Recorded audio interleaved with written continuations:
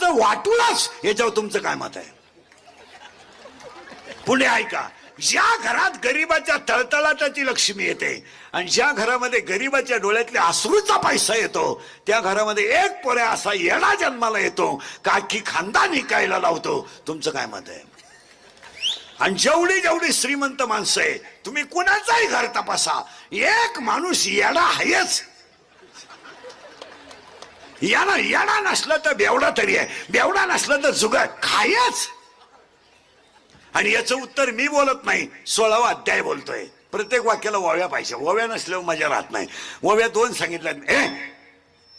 अभ्यासापेक्षा श्रेष्ठ ज्ञान आहे, ज्ञानापेक्षा श्रेष्ठ देवाचं ध्यान आहे.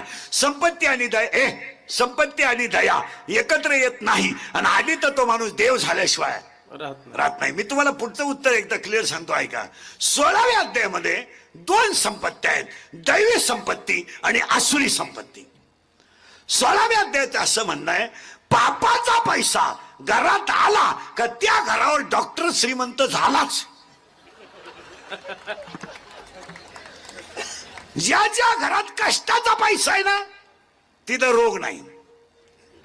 पहाटी 4ला बाई उठते, महिला मंडळ पहाटी 4ला बाई उठते, दगडाच्या चुलीवर 5-6 भाकरी करते, पातेलं भर कालवण करते, खिटलीत ओढते, 4:30ला गाडी रोडला लागते, 11 वाजेपर्यंत 2.5 टन माल तोडतात दोघं जण.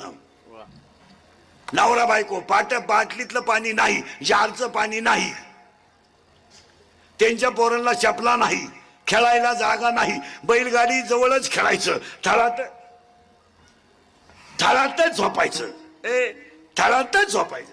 आता पटकन बसा, मध्ये विक्षेप न करू, बसून घ्या आता, तिथंच बसा.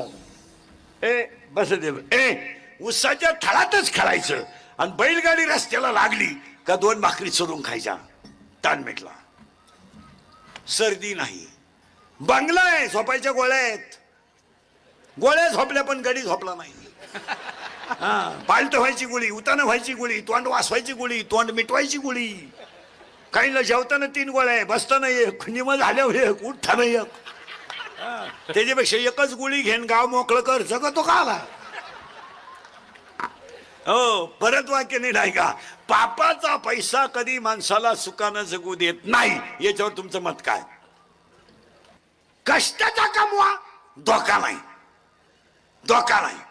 पापाचा कमवा म्हणून महाराष्ट्र हिंडा तुम्ही अख्खा. अजून महाराष्ट्रात वृद्ध आश्रमात शेतकऱ्याचा बाप नाही.